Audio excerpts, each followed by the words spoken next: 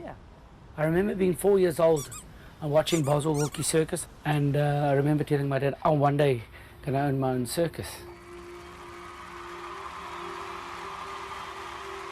We started off as clowns and street performers, and for the first 6 months we had no animals, and then I rescued 2 little Maltese poodles, and then that's how the animals started. Please sit back, relax, and enjoy the magical world of the McLaren Circus. In 2005, David McLaren started McLaren Circus, and nearly 17 years later, his circus has become a household name. Kimmy's been with me for 7 years. Jamie 6 and Sasha 11. They perform in the circus.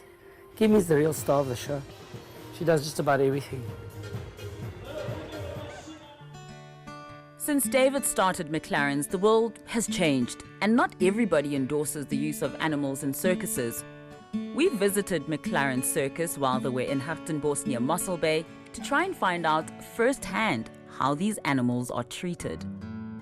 We live on site, the animals live on site, so we are a mobile village that pops up in town and the next day packs up and goes. How many months a year would you say you spend on the road traveling? I spend 12 months of the year on the road. This is my 12-meter trailer home. I stay by myself. It does get lonely, but then again, too many four-legged stars to look after, so animals keep you busy. So when you're moving from city to city and you've got all these animals, how are they transported? We've got specialized trailers that we've built to transport the animals comfortably from town to town. On average, how many hours is that an animal would be in the space and traveling? An animal can be in transit from an hour to 2 hours. Never more than 2 hours? Can sometimes be 3. According to David, as soon as the circus arrives in a new location, the animals are released from their trailers and into these enclosures or play areas. This area is for the 4 lions who are housed next to McLaren's 3 young Bengal tigers. This is roughly 15 by 10. And wherever you do go and you travel, is it roughly the same size? In a few months' time, it's going to be roughly 25 by 25. So you're going to extend it? Yeah, when the lions and tigers mix. Tim Phillips is the co-founder of Animal Defenders International, or ADI, who have been rescuing and relocating circus animals from around the world since the 90s. They now have a sanctuary in South Africa where they have relocated nearly 50 lions and tigers. We consulted Tim on the enclosures that the lions at McLaren Circus are housed in. The space that they have for those animals is completely inadequate. At the ADI Wildlife Sanctuary, our smallest enclosures are 1 hectare. Our biggest are more like 3, 4, 5. And we take those animals and they look sad and they look dead-eyed. And what we can say categorically is they do not lose those instincts. They come back to life when you give them the space, because there are these magnificent kings of the beasts wanting to get out. But David is adamant that these spaces are more than adequate for his lions because that's all they know. And according to him, they're entertained every day by their trainer Quinton Lowe. Quinton has been working with all 4 lions for over 6 years. He hand-reared the youngest 2 from cubs. We interact with them daily. By doing routines with them, they're getting exercise, where the other cats might have a bigger space, but have minimal exercise routine. So, in other words, you can justify the space. They're getting fed every day, they're getting playtime on the grass, and as you can see, they're quite content. I was very scared in the beginning, but from there I just fell in love with them. They're like a brother and sister to me. And like King and Princess, they are like a son and a daughter to me. So I'm not just a human, I'm actually part of their pride. So when we see the trainer Quinton, for instance, playing with the lions and the lion princess allowing him to put his arm in her mouth, and it almost looked like a level of trust from both sides. Now put yourself in this position. You're in a small cage, you've got nothing, and this person has total power from you. You can rage at them at first, and they can take away the food, and they can come and they can punish you until you give up. And we're not talking about a short process, we're talking about months upon months to years for these animals. It doesn't signify any wonderful relationship between the trainer and the animal. It's just learned dependency. A quarter of the world's countries have now banned the use of wild animals in circuses.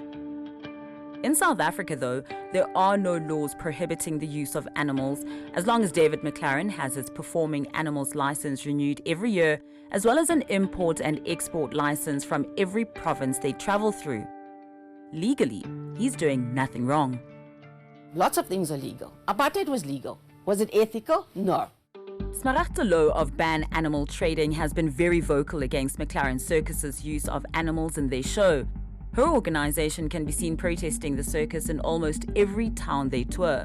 We are not teaching our children that we have to respect nature, that nature is sacred. We are teaching them that humans rule over everything. That's a huge problem, because it seems to me that humans do not understand that our human supremacy over Mother Nature needs to come to an end if we want to keep this planet, because it's the only one we have. Up, splash. Good boy. I know there's a movement against us and people who feel strongly about it, but I think they're misunderstood. These people think that we ill-treat our animals when we don't. I love all my animals and I care for all my animals. All my lions and tigers that I used to work with are now retired, still in my care, in my own sanctuary that I built for them. You know, they're not just animals, they're pets. Trot, trot, trot, trot. Trot, trot, trot, trot. Opposite directions. Listen to my cue. Trot, trot, trot, trot. Both come here. Both come here.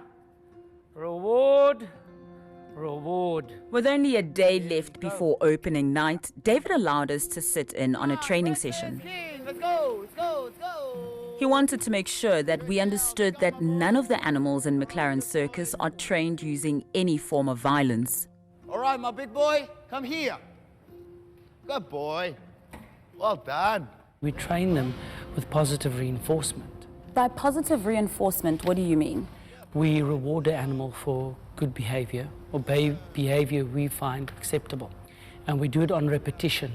And eventually the animal learns the trick or the goal that you want them to achieve. He's showing you the end product. What I think you need to do is to show them how King learned to do the walkover and the hoop. We actually would lead you, put a piece of meat on each pedestal so that they can see how you did it. Explain to them how you did it. All right, princess, come here. Basically, put it there. Put it there. She eats it. She'll eat it. Then you'll be like, princess, here. Put another piece of meat. She'll eat it. And then last one. There you go. Good girl. Tim has been undercover in some of the biggest animal training centers in the world, where he has seen firsthand the brutality that is used to get wild animals like lions ready to perform night after night. Tim was not convinced that what we were shown by David was in fact how these animals were trained. Training centres are where the training takes place. That's where the animals are broken. That's where they're frightened. What you see on the road is reinforcement of that. It's like a rehearsal. You don't see real training. It's certainly not for your cameras. All right, King on top. He's already knowing exactly what he needs to do. Sit down. Now, I can't say specifically how David McLaren has trained his lions and tigers. I haven't filmed inside his training facility. All I can say is all the many, many circuses we've been in, it's violence and intimidation at the beginning. Because if they turn on you, they can kill you. And you'd have to be a madman not to be able to scare them away from doing that. Sit. Princess. Good girl. You can see, I mean, you got the film. He's not hitting them. He's cracking the whip.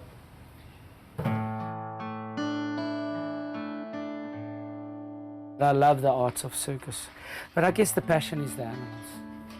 If the animals had to go, it would be sad for me. What else would I have to look forward to, you know? One more. Jamie, yay! I can understand that people are not happy with certain things because they don't like it, but doesn't necessarily mean you're an animal abuser.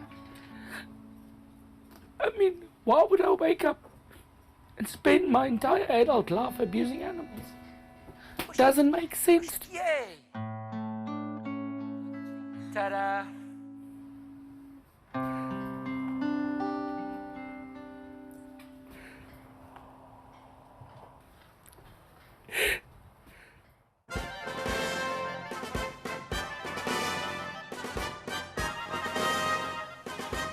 And now, please remain seated and welcome into the steel arena our beautiful young lions.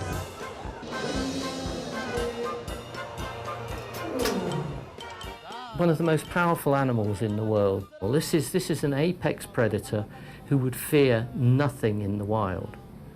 And they're made to sit on pedestals and things. Last year, the South African government announced that it will begin the phasing out of breeding and keeping of captive lions for commercial purposes. But no legal framework has yet been put in place. So whether we morally agree or disagree, David McLaren is completely within his legal right to continue touring the country with his animals in tow. With all the bad press around it, why then continue to use animals?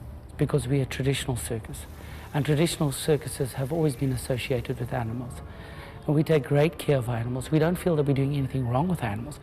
The science is on our side in this. Bristol University studied hundreds of scientific research papers, and their conclusion was that for circus animals, life is not worth living.